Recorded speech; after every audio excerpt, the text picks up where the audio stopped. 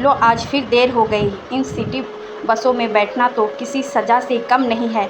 ज़्यादा सवारियों बैठाने के चक्कर में खड़ी हुई तो बस खड़ी ही रहेगी। बस में बैठी दूसरी सवारियों का जो समय बर्बाद होता है उससे इन्हें क्या, इन्हें तो बस पैसे से मतलब है। रीता मन ही मन बड़बड़ाती हुई जैसे तैसे घर पहुंची। अब कपड़े बदल ही रही थी कि पीछे से रमेश ने चिल्लाना शुरू कर दिया, अरे तुम आ गई, चलो अब ज़रा जल्दी से एक कप चाय दे दो। आज तो बहुत थक गया हूँ, ऑफिस में कुछ ज़्यादा ही काम था आज। रीता झुंझला पड़ी। आप थक गए हैं तो मैं कौन सा आराम करके चली आ रही हूँ। मैं भी थक गई, हार करके ही आई हूँ। ऑफिस से अभी कपड़े भी नहीं बदले हैं। आज ज़रा आप भी चाय बना दीजिए, तब तक मैं भी फ्रेश हो जाती हूँ। रमेश ने भी शब्दवान चिल्लाया, तुमसे तो कुछ बोलना ही बेकार है। थक कर आए हो तो आराम से सो जाओ ना, मैं बाहर जाकर चाय पी लूँगा। रमेश का शब्दवान रीता के दिल को छलनी कर गया। आज वह सह नहीं पाए, वह गुस्से में भी बड़बड़ाने लगी, हाँ हाँ जाओ, चाय ही क्यों, पूरा खाना भी खाकर आना। वैसे भी मेरी हिम्मत नहीं है खाना बनाने की, आखिर मैं भी तो थक कर आती हूँ। इंसान हूँ मैं, कोई मशीन नहीं जो घर में काम करूँ ऑफिस में भी काम करूँ, फिर भी ना थकूँ। अगर तुम थकते हो तो मैं तो भी थकती हूँ। कभी मेरी भी परवाह की है तुमने? अरे तो एहसान किससे जता रही हो? मत करो नौकरी। किसने कहा है नौकरी करने को? इतना सज धज कर जाती हो, गुलछर्रे हो तो उड़ाती हो, घर का काम तो होता नहीं है, चली है बाहर नौकरी करने। अरे मुझे सब पता है तुम कौन सी नौकरी करने जाती हो। अपनी जुबान को लगाम दो। इस महंगाई में तुम्हारी 5,000 रुपये की नौकरी से अगर घर चल जाता ना तो मुझे कोई शौक़ नहीं है कि बसों में धक्के खाऊं और ऑफिस में बॉस की डांट सुनूं। मजबूरी में मुझे नौकरी करनी पड़ रही है, पर तुम यह सब क्या समझो। रमेश पैर पटकता हुआ बाहर निकल गया चाय पीने और रीता बैठ गई आंसू बहाने। रोज़ रोज़ के झगड़े से वह तंग आ गई, करे भी तो क्या। उसे कुछ समझ में नहीं आ रहा था। मम्मी मम्मी जल्दी से कुछ खाने को दो, बहुत भूख लगी है। ट्यूशन से लौटकर बस्ता पटकते हुए रिंकी ने सैंडविच बनाने का फरमान जारी कर दिया। उस बेचारी को क्या पता कि मम्मी पापा के बीच क्या कुछ हुआ है। अपनी प्यारी बिटिया रिंकी का चेहरा देखकर रीता को कुछ तसल्ली हुई।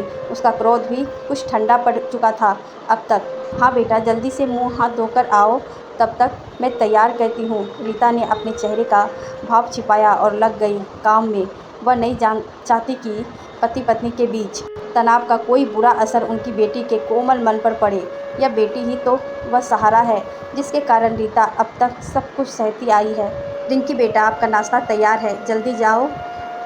आई मम्मी, रिंकी बोलते हुए बाहर आकर बैठ गई और बोली, मम्मी आप भी मेरे साथ खाइए ना। नहीं बेटा आप खाओ, मुझे अभी भूख नहीं है। रिंकी 7 साल की हो चुकी है। मम्मी पापा के बीच तकरार की बातें काफ़ी कुछ समझ में आने लगी है उसे। मम्मी आज फिर पापा ने आपसे लड़ाई की?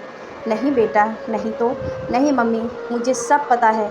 जब पापा आपसे लड़ते हैं तब आपको बहुत गुस्सा आता है और तभी आप खाना भी नहीं खाती हैं। नहीं बेटा ऐसी कोई बात नहीं है, आप आजकल कुछ ज़्यादा ही बोलने लगी हो। चलो, यूँ तो ज़िंदगी हमेशा कोई ना कोई सबक उम्र भर ही देती रहती है, लेकिन कई बार इसके सबक जीना सिखाने के लिए पहले मौत की दहलीज तक पहुंचा देते हैं। रमेश और रीता के बिखरते घरेदे का इंतज़ाम क्या हुआ ये बताती इस कहानी में कई टूटने घरों को पहचाने की ताकत है। हृदय परिवर्तन बिंदु। चुपचाप खाओ और अपना होमवर्क करो। रिंकी खामोश हो गई। होमवर्क करने में उसका बिल्कुल मन ही नहीं लग रहा था। वह समझ गई थी कि आज भी मम्मी पापा के बीच झगड़ा हुआ है। तभी कॉल बेल बज उठी, शायद पापा आ गए। वह दौड़कर पापा के पास पहुंची। पापा पापा। रमेश उसे धक्का देते हुए अंदर चला गया। शराब के नशे में चूर था। वह सहमकर चुपचाप अपने कमरे में चली गई। अचानक मम्मी पापा के ज़ोर ज़ोर से लड़ने की आवाज़ें आने लगी। रीता व रमेश दोनों एक दूसरे पर आरोप प्रत्यारोप लगा रहे थे। रमेश हमेशा रीता पर बेवजह शक करता रहता। रीता का नौकरी करना उसे बिल्कुल पसंद नहीं है। तुम्हें नौकरी छोड़नी होगी। मैं नौकरी नहीं छोड़ूंगी। तुम्हारी 5,000 रुपये की तनख्वाह से घर नहीं चल सकता। महंगाई किस कदर बढ़ गई है, कुछ खबर है तुम्हें? बेटी बड़ी हो रही है, 5,000 रुपये में तो उसकी फ़ीस भी नहीं पूरी होगी। खाओगे क्या? पहले खुद कमाओ फिर मेरी नौकरी छुड़वाना। बदतमीज़ नालायक, जुबान चलाती है। तड़ाक तड़ाक रमेश का जोरदार तमाचा उसके गाल पर पड़ा और वह वहीं धड़ाम से गिर पड़ी। दर्द से छटपटाती रीता ने आंसू थमने का नाम ही नहीं ले रहे थे। वह बस रोए जा रही है, अपनी फूटी किस्मत को कोसे जा रही है। बिना किसी कसूर के वह पिछले ही 8 सालों से पति की जायती का शिकार बनती आई है। इधर रिंकी डरी सहमी अपने कमरे में बैठी रही। मम्मी पापा के झगड़े से आज वह बहुत डर गई है। अभी भी उसे पापा के लड़ने और मम्मी के रोने की आवाज़ आ रही है। उसके बाद मन में विचार आया कि पड़ोस में रहने वाले अंकल को उसकी खबर दी जाए, ताकि वो आकर उसके मम्मी पापा को समझाकर झगड़ा खत्म करवा सके। पहले भी तो वो कई बार मम्मी पापा के झगड़े को निपटाकर कर चुकी है। रिंकी को यह भी ध्यान ना रहा कि रात के 11 बज रहे हैं, उसे बाहर जाना चाहिए या नहीं। बस घर का दरवाज़ा खोला और तेज़ी से सड़क की ओर भागी। अचानक ही दौड़कर सड़क पर आ जाने से सामने से आ रहा ट्रक अनियंत्रित होकर उसे ठोकर मारता हुआ निकल गया। रिंकी ट्रक की चपेट में आने से तो बच गई, पर गंभीर रूप से घायल हो गई थी। सिर से काफ़ी खून बह रहा था। सड़क से गुजर रहे लोगों ने उसे अस्पताल पहुंचाया। अंदर लड़ाई झगड़े में व्यस्त रीता व रमेश को खबर ही नहीं कि बाहर क्या कुछ हो गया। काफ़ी देर के बाद एक सज्जन ने उन्हें आकर खबर दी कि आपके घर के सामने एक 7 साल 8 साल की बच्ची दुर्घटनाग्रस्त हो गई है। क्या आप लोग उसे जानते हैं? वह तो अस्पताल में बेहोश पड़ी है, कुछ बोल ही नहीं पा रही है। वह बच्ची इसी घर के पास देखी गई थी, इसलिए मुझे लगा शायद आप लोग ही उसके बारे में कुछ बता सके। रीता रिंकी के कमरे की और भागी। कमरे में रिंकी को ना पाकर उसके तो होश ही उड़ गए। रिंकी ज़ोर से चिल्लाती हुई वो बाहर आई। रिंकी कमरे में नहीं है। मेरी बच्ची रिंकी, प्लीज़ आप मुझे जल्दी से उसके पास ले चलिए, सूचना देने वाले सज्जन ने कहा। आप बिल्कुल घबराइए मत, मैंने उसे सिटी अस्पताल में भर्ती करा दिया है। वहाँ डॉक्टर बहुत अच्छी तरह से उसका ट्रीटमेंट कर रहे हैं। आप लोग चलिए मेरे साथ। अस्पताल में बिस्तर पर पड़ी रिंकी को देख रीता के सब्र का बांध टूट गया। रिंकी रिंकी मेरी बच्ची, ये क्या हो गया तुझे? कुछ बोल मेरी बच्ची। रीता उसके पलंग के पास ही बैठकर रोने लगी। रमेश का भी बुरा हाल था। वह उस सज्जन से ही दुर्घटना के बारे में पूछताछ करने लगा।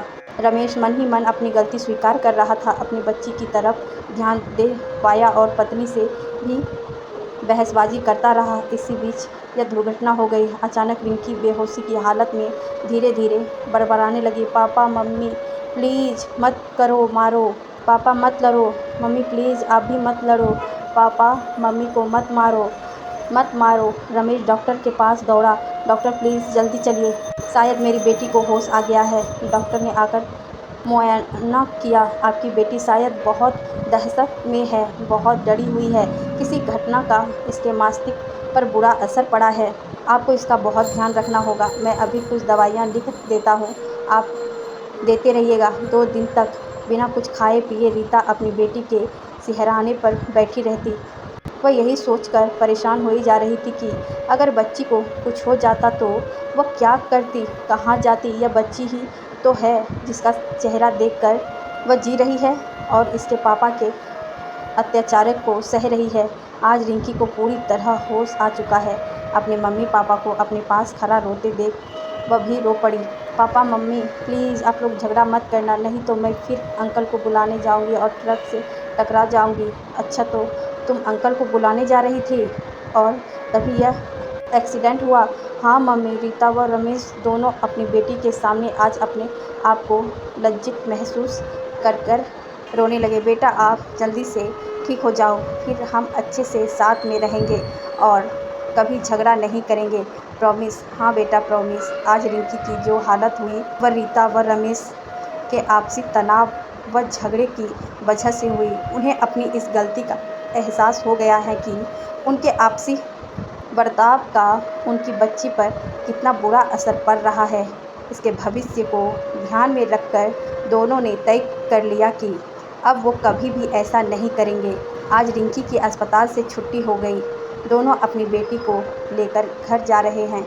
इन दोनों के उपचार ने रिंकी की चोट का इलाज किया था और रमेश की सोच का वह अपनी पत्नी को और बेटी को लेकर बढ़ चला उस मकान की तरफ जिसे उसे अब एक घर बनाना है।